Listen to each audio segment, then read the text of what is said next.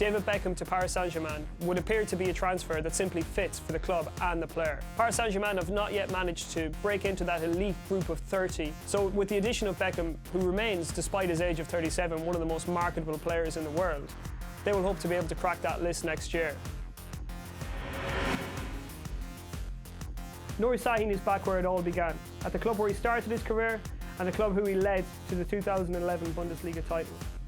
Borussia Dortmund have secured the services on loan of their once favoured son after disappointing spells at both Real Madrid and Liverpool. Make no doubt about it, Sahin can make a difference with Dortmund again and become the fulcrum of the team like he once was.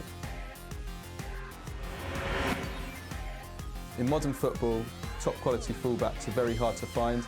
Mathieu Debuchy has been one of Europe's best right-backs in the last couple of years. He was instrumental in Lille winning the French Championship in 2011. He was one of France's better players at Euro 2012, and he'll be a very important addition to the Newcastle backline. One of the more eye-catching and expensive transfers of the January window was actually tied up late last summer when Lucas Moura agreed to leave Sao Paulo for Paris Saint-Germain. He turned down Manchester United in order to sign for the French Giants, and he's hit the ground running in Paris, impressing with his creativity and direct running style. Throughout his time in English football, Demba Ba has proven himself to be a remarkably consistent goal scorer for West Ham, with Newcastle, and he's already hit the ground running with Chelsea. Signed by Rafael Benitez in order to provide a bit of competition for Fernando Torres, he's linked up quite well already with his new teammates and looks comfortable as the spearhead of the Chelsea attack.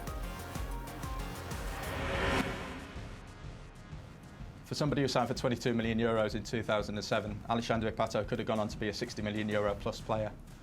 He had a nightmare time at Milan with injuries and has had to restrict the way that he plays in a lot of ways because of his growing body. But it could see the move to Corinthians as a fresh start. He only played one season of more than 25 games at Milan, and Corinthians will be hoping that the new scenery will really help him to develop as a player and develop as a person.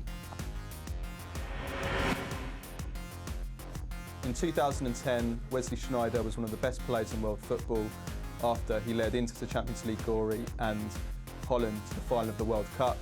In the last 2.5 years, he struggled for form and fitness, but the talent is still there, and if he can stay fit, Galatasaray have signed a fantastic player.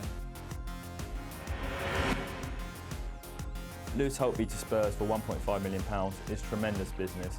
He'd already agreed to join Spurs on a free transfer at the end of the season, but they've hastened the move, and he will add much needed creativity to the squad as they look for a top 4 finish. Didier Drogba has proven over a number of years how good he is as a striker, and it's only as recent as last May that he won the Champions League with Chelsea, scoring the all-important equaliser late on in the game against Bayern Munich.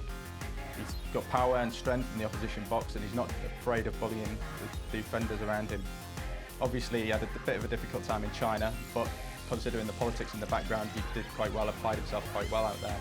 And he's still, although he's going on in years now, he's still got more than enough to offer to Galatasaray. Mario Balotelli's move from Manchester City to Milan is the best transfer of the January window. €20 million for a 22-year-old who, after Cristiano Ronaldo, is probably the most complete forward in world football. It's a bargain. He has everything, and Milan will now have 3 very young forwards who can form a terrifying front three for the next decade.